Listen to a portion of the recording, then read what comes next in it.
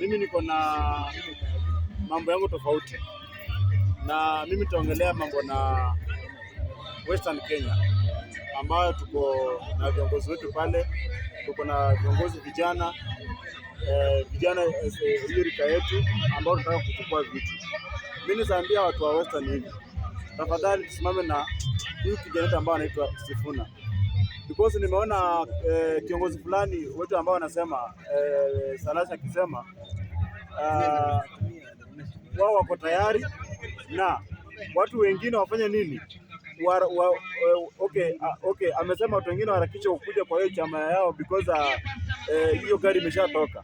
Mimi nitawaambia hivi, hiyo sasa hiyo ishapita wakati.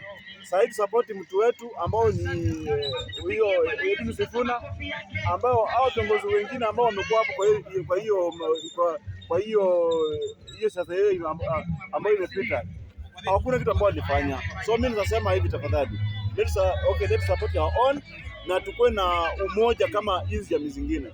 Nikienda kwa mambo ya shule, mimi nakumbuka nikiwa shule pale, sikuwahi hata simama mbele ya mwalimu nikimwangalia, sikuwahi choma shule, sikuwahi choma hata hiyo dormitory.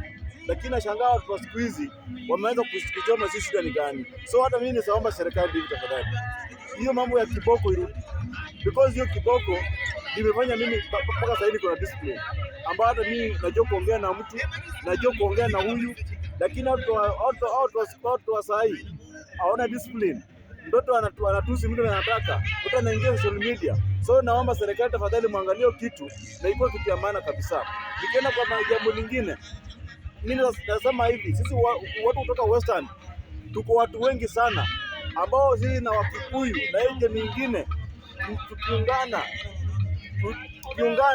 tunaweza kuwa tunaenda mbele, because sisi tuko watu wengi lakini hatuna umoja. Watu wengine jamii kuna umoja. Tafadhali kuja tukoa tukoe kitu kimoja, alafu hata tukipiga kura tuwe kitu kimoja, itakuwa kitu ya maana sana. Asante sana, Mungu awabariki. Asante sana. Mtwako Jacaranda, Dawa na Migori County. Na ningependelea kuongelea hii mambo ya South Africa. I want to tell people of South Africa, please, we are tired of this tribalism which is going on in Africa.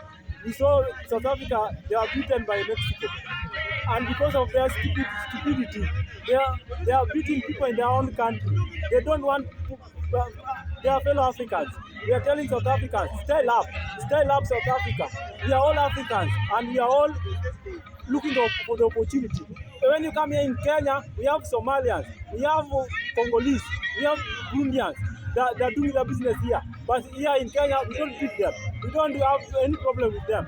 But when they go to South Africa, they are telling us they are beating Nigerians, they are beating the foreigners, and these are all Africans. We are telling Ramaphosa, talk to your people. We don't want stupidness in Africa. We are one people, and we don't want stupid here in Africa.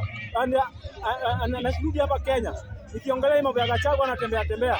Gachagua, tembea kabisa, endelea kutembea. Na tunakwambia Gachagua, tafadhali, hiyo kabila una